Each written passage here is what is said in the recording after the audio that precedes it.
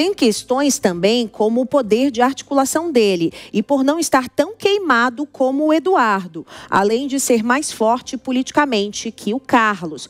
Praticamente a mesma coisa que o Acácio agora analisou com a gente. Já a Michele, isso eu estava interessada em saber sobre Michele, porque Michele também era esse nome para ser ali pelo menos vice. Já a Michele, a ideia é mantê-la como candidata ao Senado, porque ela figura em primeiro lugar nas pesquisas em Brasília, à frente, inclusive, do governador Ibanez, que também vai tentar o Senado. Vitória Bel, essa apuração acaba de chegar então do Igor Damasceno. Michele seria colocada para o Senado porque é uma forte candidata ali que está aparecendo na frente, inclusive, do governador Ibanez. E aí, você acredita então que vai se manter esse xadrez com as peças do jeito que estão, pelo menos por agora?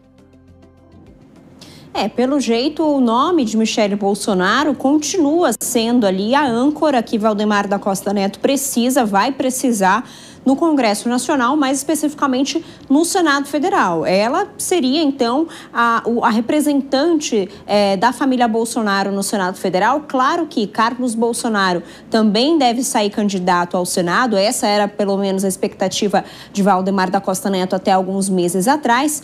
Mas acaba que a Michele Bolsonaro está tendo muito mais visibilidade do que Carlos Bolsonaro. Michele Bolsonaro, nas últimas eleições municipais, rodou o país, fez diversas viagens, visitou municípios e acabou, sim, se colocando como uma potencial candidata.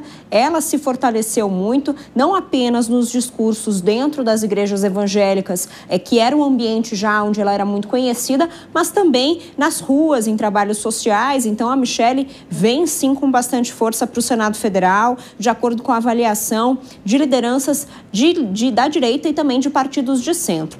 Agora, o que eu também queria colocar, antes de voltar para os nossos comentaristas, é lembrar algumas acusações que Flávio Bolsonaro já sofreu na Justiça. Boa maioria delas, quase todas, foram anuladas pelo Supremo Tribunal de Justiça, é importante pontuar. Mas, para a gente lembrar, Flávio Bolsonaro foi acusado em 2020 pelo Ministério Público do Rio de Janeiro de praticar as chamadas rachadinhas, que é quando um político pega parte do salário de seus assessores, ou seja, rouba mesmo dos cofres públicos para si mesmo. Segundo o Ministério Público do Rio de Janeiro, Flávio Bolsonaro desviou mais de 6 milhões da Assembleia Legislativa quando ele era deputado estadual.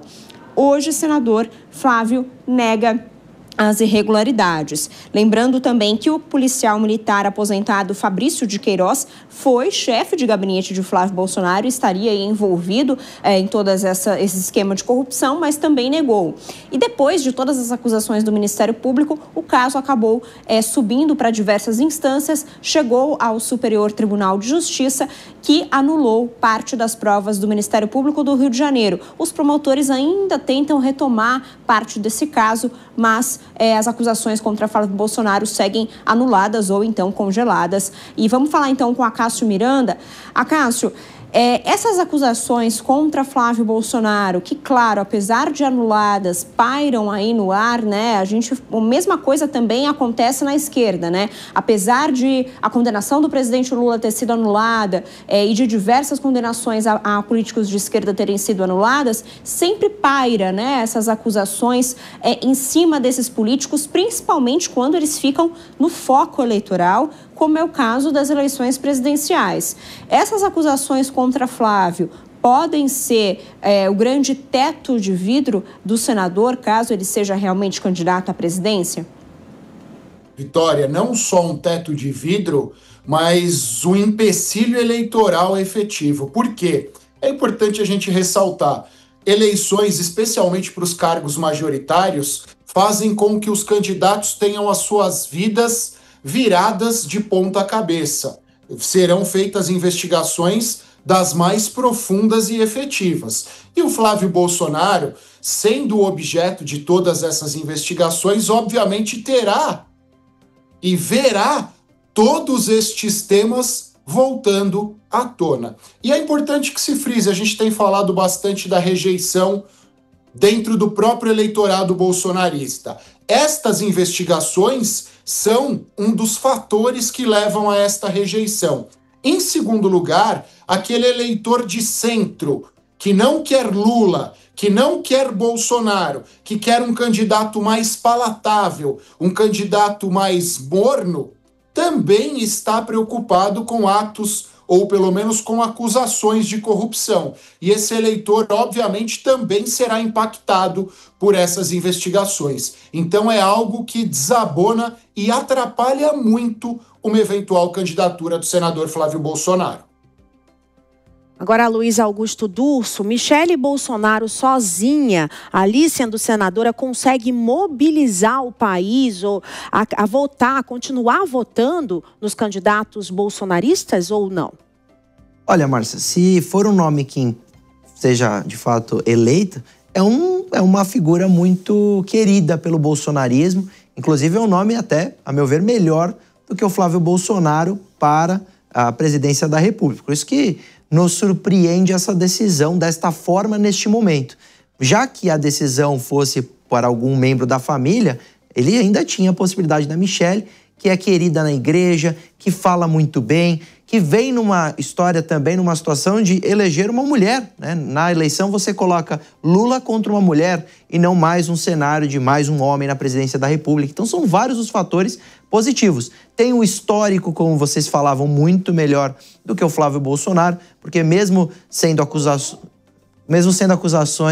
aí nesse histórico de Flávio Bolsonaro que não chegaram à condenação, isso reacende, renasce durante o período eleitoral, porque nós vemos que hoje não é só a narrativa política, é o próprio poder público, pelo judiciário, indo atrás, provocando o Ministério Público, provocando a polícia para reabrir investigações, reabrir temas passados para, de fato, encontrar se há algum problema na história daquele candidato. E o Flávio tem alguns problemas em abertos que não chegaram, como eu disse, à condenação, mas serão, sem dúvida nenhuma, um calcanhar de Aquiles muito incômodo durante o período eleitoral. Durso, eu fiquei na dúvida agora, porque eu vi que um processo já foi arquivado, mas pode ser reaberto, e o outro processo, ele ainda continua em análise, né, que está lá na Comissão de Constituição, parece que Justiça, estou vendo aqui, mas a minha dúvida é a seguinte, como advogado: caso o processo seja reaberto e caso ele seja condenado, ele pode ter algum risco de se tornar inelegível, Durso? Ô, Márcia, para você ter a inelegibilidade, você depende do trânsito em julgado.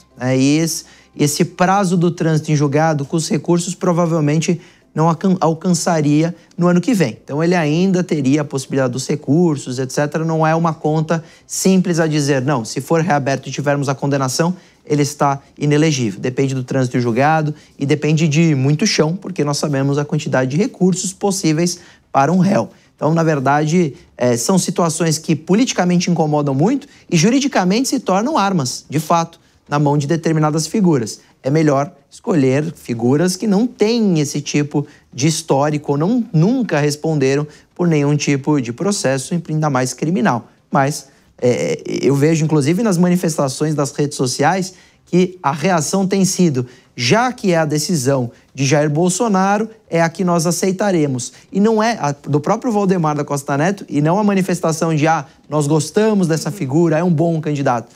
Mas, para ganhar uma eleição a presidente da República, você precisa mais do que simplesmente o apoio do pai. O que eu estou sentindo, Durso, é que o pessoal está engolindo a seco, né? Estamos engolindo a seco aqui, o próprio PL, os próprios aliados. Vamos ver como é que vai ser. Só para me corrigir, o processo está no Conselho de Ética, tá? Só para fazer essa correção, continua em aberto e há um procedimento disciplinar em curso contra Flávio Bolsonaro.